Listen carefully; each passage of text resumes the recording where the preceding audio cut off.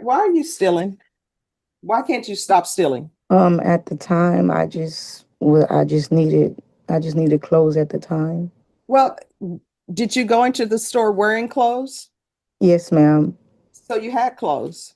Last time I checked, that two Nike hoodies from Kohl's is not $760. Why didn't you all just pay for it? Because that wasn't my money. If you want something, you get a job and you work for it. And this is not the first time you're stealing. That's why this is a state jail felony because you stole twice before. You continue to steal. Did you have a job at this time? No, ma'am.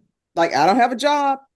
Let me go steal. This is going to be a felony conviction on your record. This is Jamila Richardson. On October 21st, 2024, she was arrested in Live Oak, Texas, after being accused of stealing two Nike hoodies from Kohl's. On its own, that would normally be a relatively minor theft case, but Richardson already had two prior theft convictions, and under Texas law, that changes things quickly. A third theft offense can be charged as a state jail felony, which is how a couple hoodies ends up turning into a felony case in district court. One detail from the police report also makes the situation a little bit harder to explain. Richardson and the friend she was with reportedly. And this detail right here, it might be the most damaging of all. They reportedly had cash on them, enough to actually pay. That completely undercuts any "I needed it" argument. In court, credibility is everything, and once that starts slipping, judges become a lot less sympathetic. So now the question isn't, could she pay? It's, why didn't she? Had a significant amount of cash on them at the time. So this wasn't really a question of whether the items could have been paid for. The case moved through the court system for several months before eventually reaching a plea hearing in the 187th District Court. And by the time this hearing begins, the state and the defense already have an agreement in place. State versus Jamila Richardson. Can I have parties announced? Megan Galloway for the state.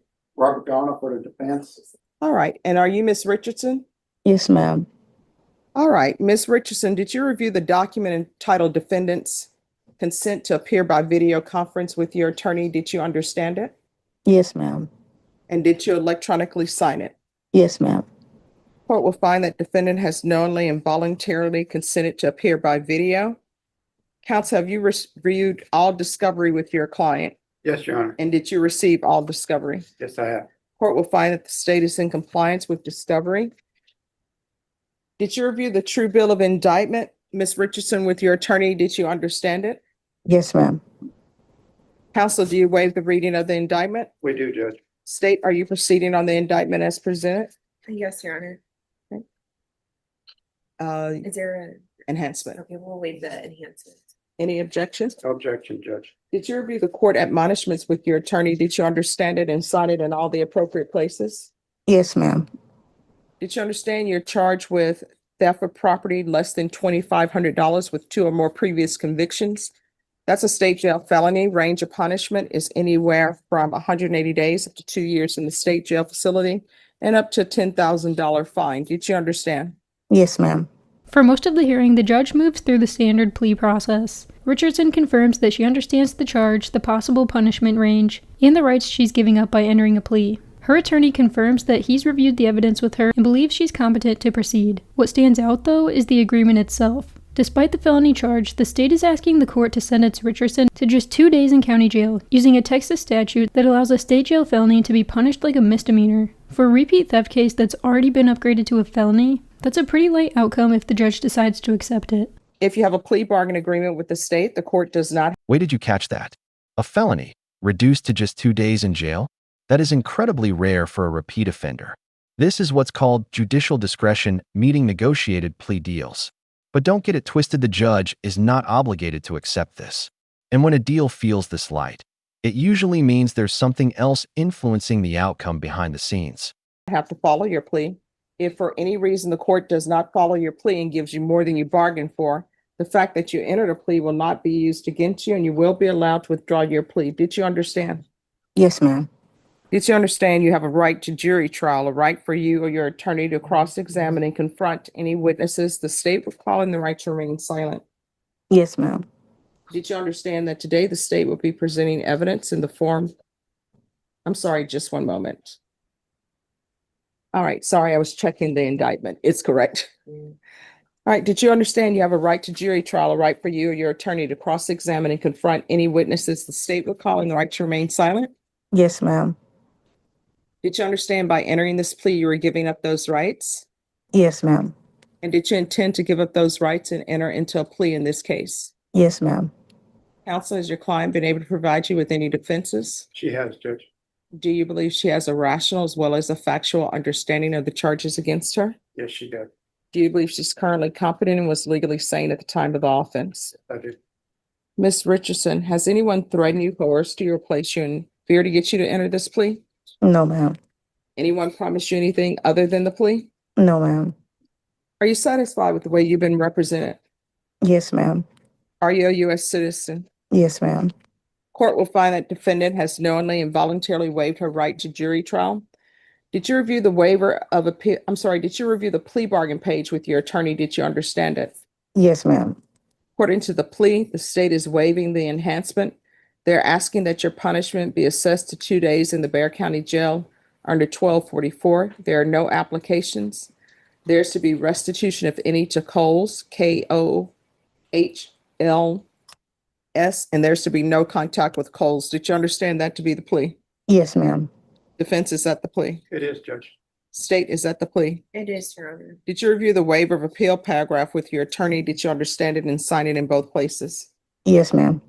Did you understand by signing that you're waiving your right to appeal? The only items that can be appealed are written pretrial motions that have been filed, heard, and ruled upon by the court. Did you understand?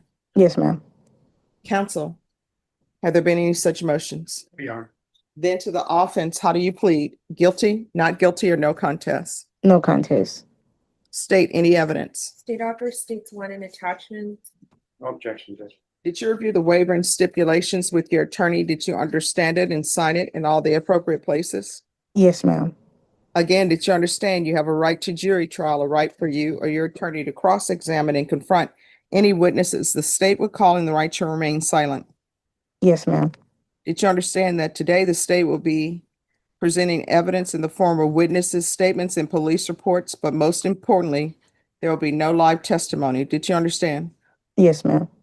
Court will find that defendant has knowingly and voluntarily waived and consented to stipulation of testimony and stipulations. Court will accept into evidence states exhibits 1 and attachments and review the same. After reviewing states exhibits 1 and attachments. And here it is, the moment every judge eventually gets to. Why? Not legally, but personally.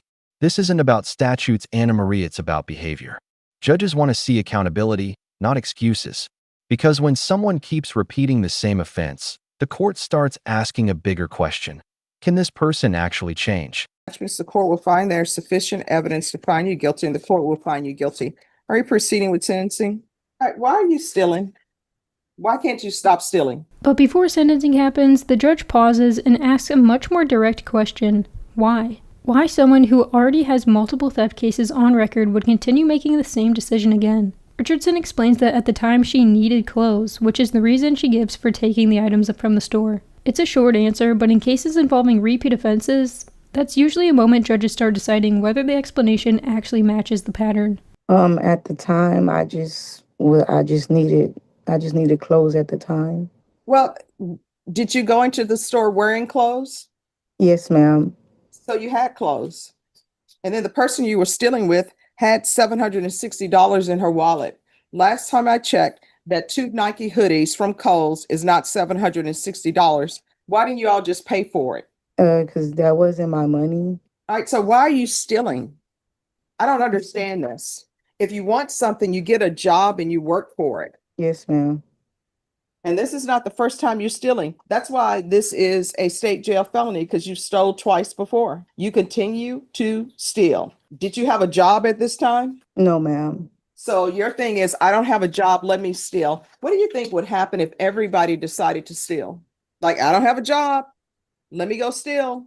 And I'm assuming the only reason why you're offered this is because you previously been in the hospital and that she's bedridden. That's why she's being offered this. It is pretty much. I mean, otherwise, this should be you going to prison, because obviously you're old enough to know that you should not be stealing. And then the person you're stealing with, who has the $760, they end up having to be taken to the hospital because their blood pressure was high and their insulin was off. And they had $760, but they just chose to steal.